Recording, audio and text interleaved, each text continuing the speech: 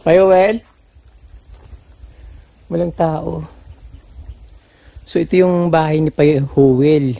Dati nagkukopra siya dito. Tapos, nung mga siguro 6 months ago, nasunog yata tong bahay niya. Nailing mo si Payowel yan? Joel. Si Howell, si Nuno?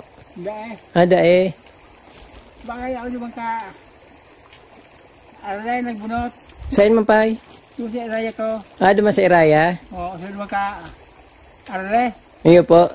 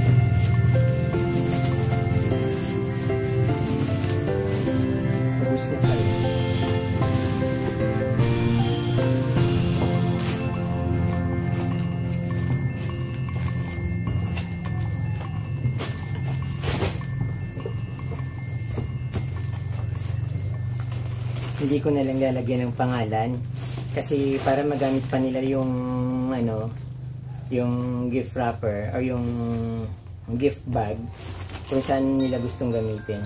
So mahalaga na bigyan ko sila. So inamputan ko sila.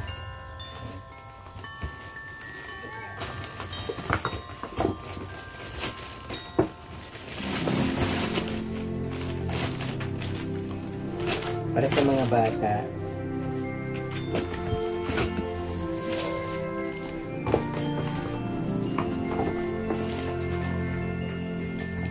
dapat nito hati-hati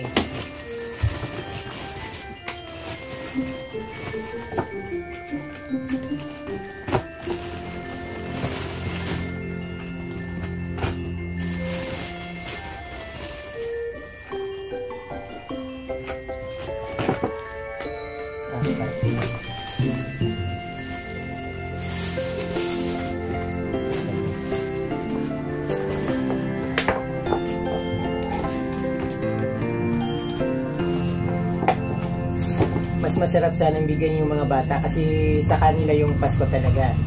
So para sa kanila, pag matanda na kasi hindi na nila masyadong nafe-feel yung Pasko. Pero yung mga bata, pag binigyan mo, yung nararamdaman nila na Christmas sa season pala. Yes. So yung iba, dahil hindi naman karamihan, hati-hati sila.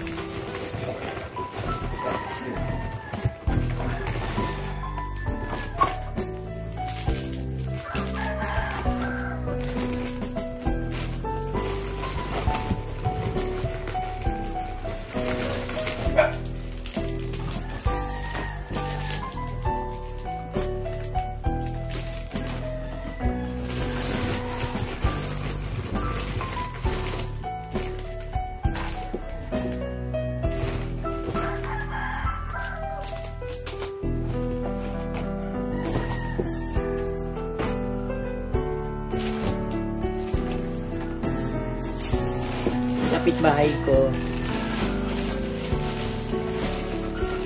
Sabon.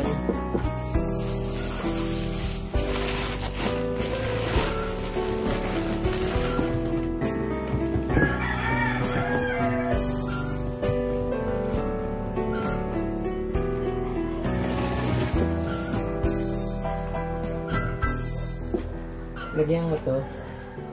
Ito kay ano, para kay Nunoy na plantito. Plantito Nunoy.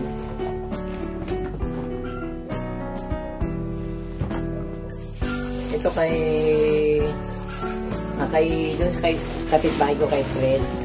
Yung dalawa.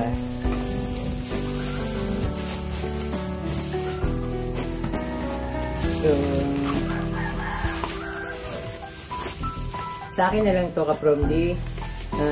Dalawang toothpaste, dalawang toothbrush, saka may lotion. So ito na lang ititira ko para sa sarili ko. Kasi ako mahilig ako mag-toothbrush.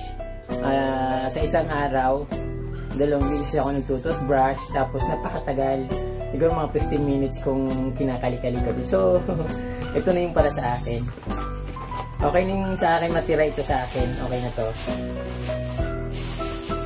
At yung hindi ko mabibigyan, siguro palawalan ko na lang muna sa pag dumating yung sweldo ko para mabigyan ko. Kasi marami pa akong bibigyan sana. So may natira pa naman mga t-shirt dito sa yung towel. Ayun.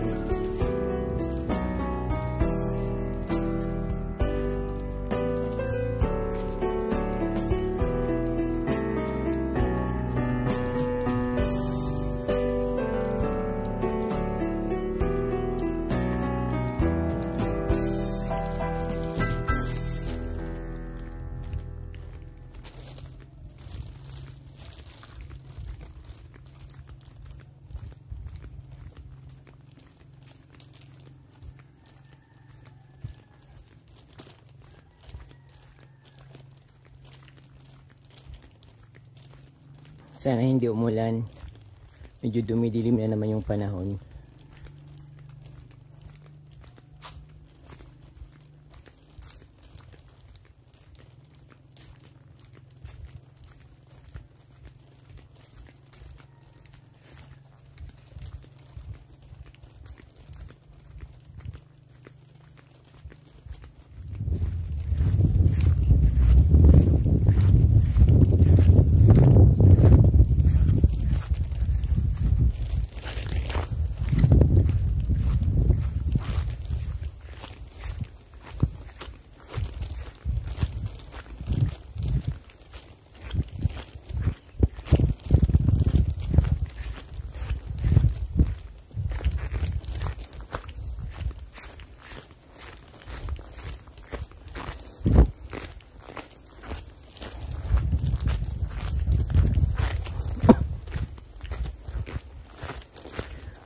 Minsan naman pumupunta siya dun sa bahay, dumadaan siya dun kasi may binibili siya. Kaya lang ngayon parang tagal ko nang hindi nakikita. Kaya ako na mismo pupunta dito.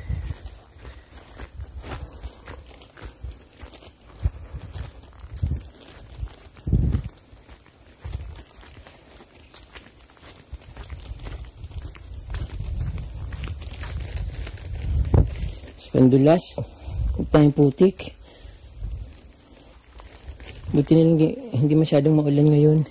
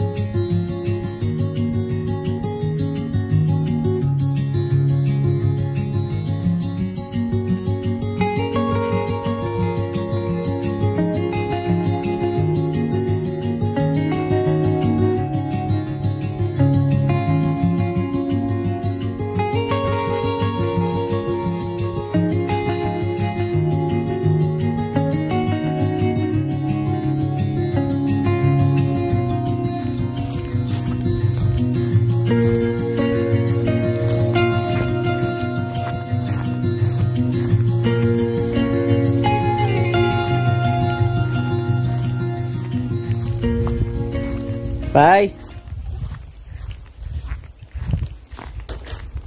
Pai?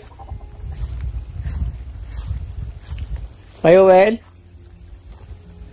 Walang tao. So ito yung bahay ni Pai Joel. Dati nagkukopra siya dito.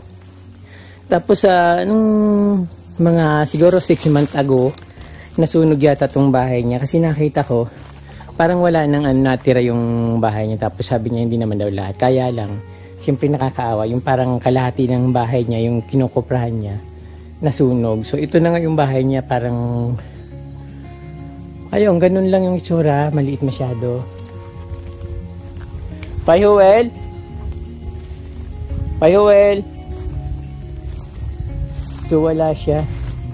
Saka ko na lang, doon ko na nagbibigay pag dumaan sa bahay.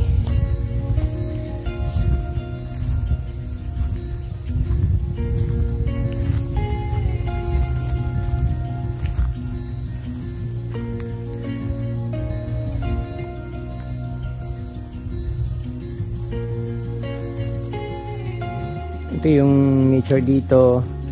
Kumuha ko dati dito ng mga alocasia kasi dito yung napakaraming halaman. Tapos yung usong-uso yung halaman dati. So lahat kami dito, all around kami dito sa bukid na ito. Lahat nagkakasalo sa lubong na kami. Yung mga taga-ibang lugar na naghahanap din ng halaman, dito rin sila pumupunta. Ayan, sayang naman wala si Pai Joel.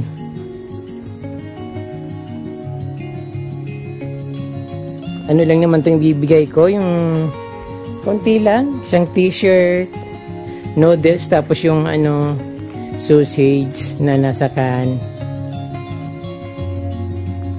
Ayun, wala siya.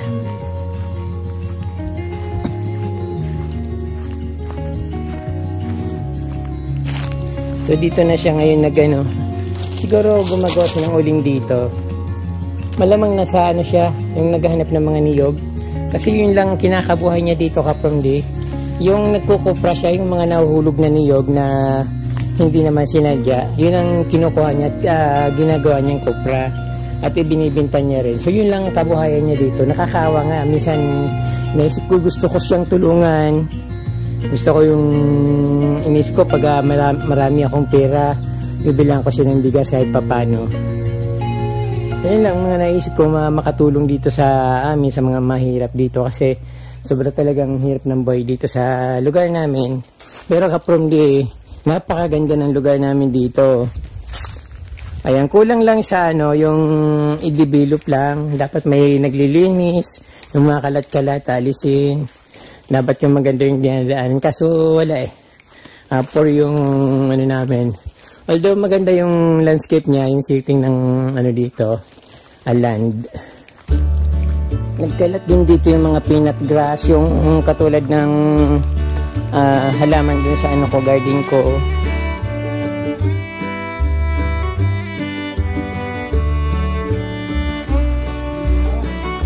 Ayo, Pai. Ha? Saan ka hali, Pai? Iraya, anong daradara mo?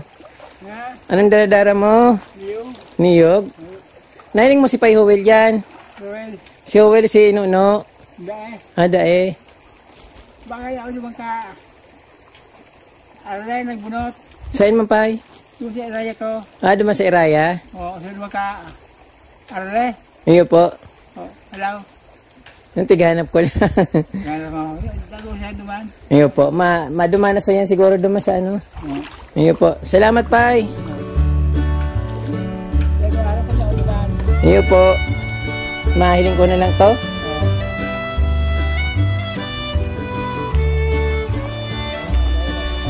Iyo po.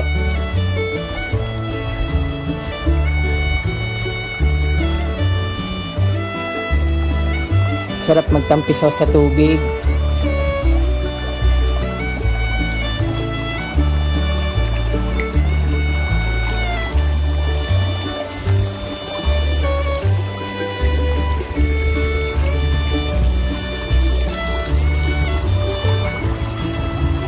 Ang daming mga puting bato. Sana ginto nilang yung mga yan. napakalinaw.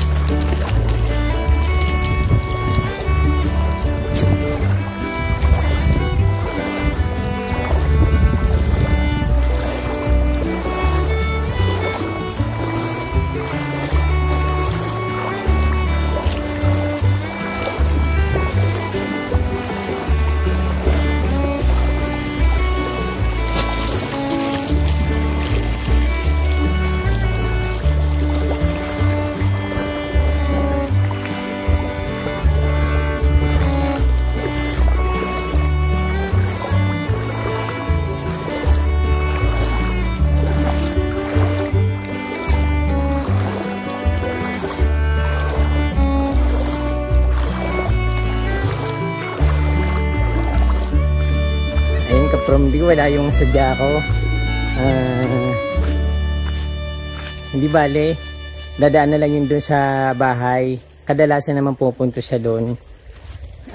Tiabot ko na lang pag dumaan dun. Hanggang sa muli mga ka-From D, marami pong salamat sa inyong panunood.